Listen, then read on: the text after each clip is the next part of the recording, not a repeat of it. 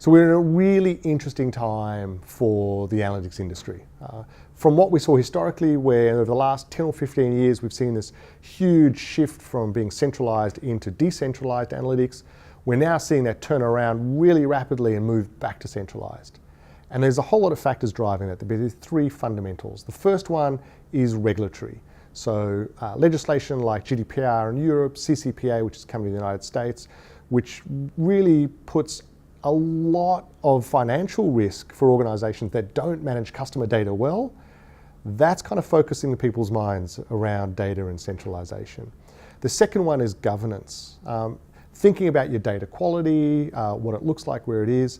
Again, when you see organizations making decisions based upon data in spreadsheets and losing millions, if not billions of dollars, again, business leaders care about their business and they care about managing risk.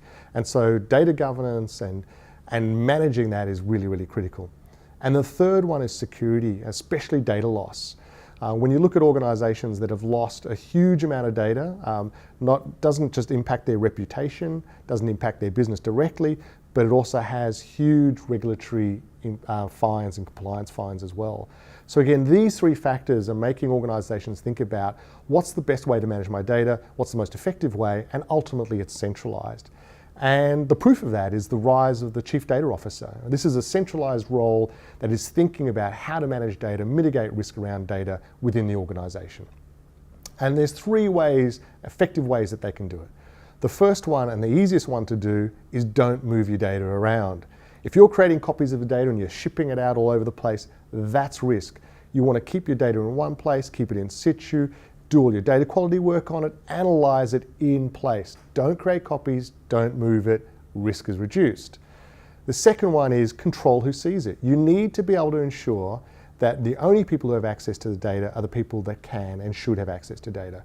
So the tools that allow you to analyze the data have to have row-level security. You've got to ensure that you can provide easy access to data for analysis, but control what data people see to be able to do that.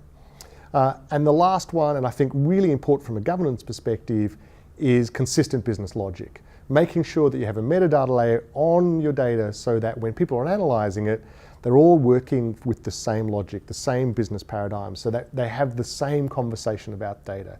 You don't have 5 different definitions of product, 5 different definitions of revenue. Everything's the same. And it's these three factors that can really help you to govern and manage your data more effectively.